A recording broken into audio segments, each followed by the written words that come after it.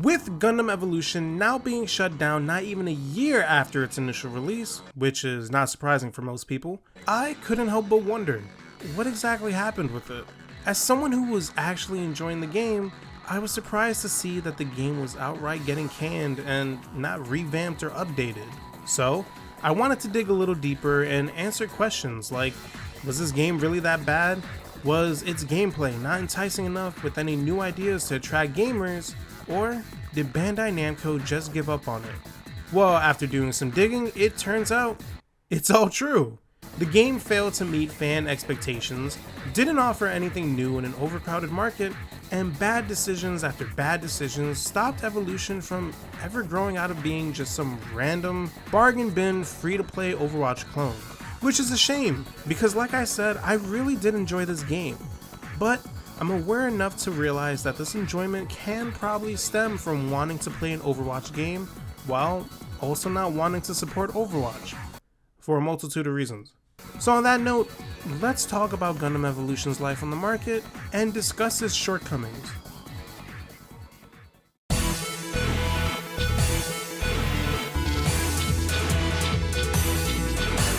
To start off, for the sake of a clear picture, I think it's fair to compare it to other games to help shine a light on all the downsides of it. So, looking at other games in the genre, it's obvious that Gundam's flaws start with its core gameplay. The game pretty much plays like every other hero shooter, especially Overwatch, and doesn't offer anything unique shy of a simple dash and hover mechanic, which I like, though it isn't enough to separate it too much from the genre. You have your skills and your ultimates, but if you were to change the character models off from the Gundams, you could slap almost any other character model onto them and it'll work. And that's one of the main general dislikes about this game from the Gundam community. It's not Gundam. It doesn't feel like Gundam. You never feel like you're controlling a giant mech that's several stories tall. And because of it, a majority of Gundam fans just don't like how this game plays. I mean, how could they? And from a casual standpoint, it's worse. On release, why would you want to stick with this game when Overwatch 2 was right around the corner? If you really needed that hero shooter fix, just wait a couple weeks and play what everyone else is playing. Casually, this game wasn't for anyone, unless you were a Gundam fan, but even they didn't like it, so besides the few people that stuck with it, Evolution was always destined to just slowly die off. To make matters worse, even if you did enjoy this game like I did, it had no lasting staying power in a modern gaming market. I was invited to and played the early access alpha, closed beta, and even participated in the open beta on PlayStation, and I loved the game. At a time where Blizzard was starting to show its true colors, Overwatch was the last thing on my mind. So Gundam Evolution was fitting nicely into a Roadhog shaped hole in my gaming library. The problem? By the end of the second beta, it felt like I've seen everything this game had to offer. The maps, the gameplay, its meta. When the game officially came out, I played for a little and it was exactly the same. No added features, no new game modes that the beta was missing. I've seen the entire game. That's not to say the game needed to be different, but Overwatch, Siege, Street Fighter, they all made changes from their betas and had new modes at launch. And even down the line, are you gonna say that any of these games weren't vastly different from day one to year one? Gundam Evolution is the exact same game from its alpha as it is today. And sadly, that's not the kind of thing that should be said about any free-to-play game. It goes without saying, but if your free-to-play game can't keep your players engaged as time goes on, how do you ever expect them to stay? Let alone spend money. And that's another layer to this G-maneuver mess. Monetization. I'm usually against monetization in games unless it's done right, like in Exoprimal. Yes, I talk about this game a lot, but Capcom really did nail it. I love this game, it's a 10 out of 10. Sure, it has an in-game shop and battle pass, but it also rewards you with loot boxes just by playing the game. And these loot boxes can come as frequent between every 2 to 3 games. Going back to Gundam, they also have a shop, a battle pass, and loot boxes. But they're all ass. The shop is disgustingly overpriced. For example, there's a bundle in the shop containing only 4 skins that cost $80 total. This is worse than Street Fighter's $60 TMNT skins. But at least with those skins, it changes the appearance of your character entirely. Not with Gundam. You just get a fresh new coat of paint and they call it a day. I've seen someone argue, well, what do you expect? You want your Gundam to have a sombrero?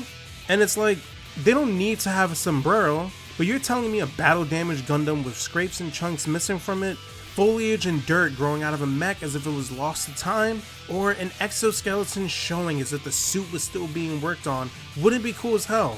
Just because it's Gundam, it doesn't mean they can't have good legendary skins. That's just developers being lazy.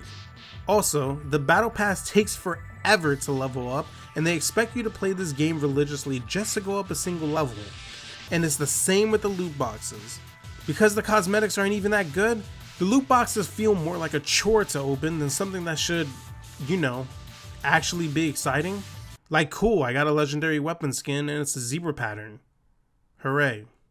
And on top of all this, the final icing on this disappointing cake, it never felt like Bandai Namco wanted to improve this game. I've heard other people say this is just another attempt by Bandai to shamelessly release an unpolished game for a beloved franchise, just to make a quick buck. And after seeing all this game had to offer, I can't argue against that. New characters are locked behind a paywall and they aren't cheap. Grinding for them takes an insane amount of time, way more than it has any reason being, even for a free-to-play. And patches and content updates were few and far between. I played the game recently on stream and it was the exact same as when I left it. So much in fact that I was able to get MVP for most of my matches. I haven't played this game in almost a year. That's not to brag that I was good or anything, but it's to help prove a point that I was able to pick up this game almost a year after launch and still be as good as I was back then. The meta changed that little, the game modes weren't that new, and the game overall was the same. At the end of the day, games are designed by the industry to be consumed by the consumer. Games should attempt to reach a certain standard on release when it comes to fun and quality, and by doing so, you get rewarded with good reviews and high sales. Look no further than Baldur's Gate 3, which is now constantly breaking records. But with Bandai Namco, it's clear to me that they did not have the consumer in mind when making this game, which is a shame because if they did put in the time, the money, the effort, who knows what this game could have been. At a time where the hero shooter genre is desperate for a new game to take center stage, Evolution could have been a contender.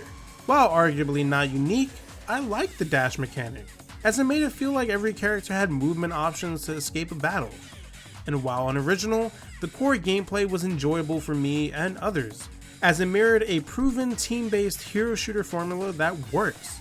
It had a cast of characters that I thought was cool, and I've never been crazy about mecha.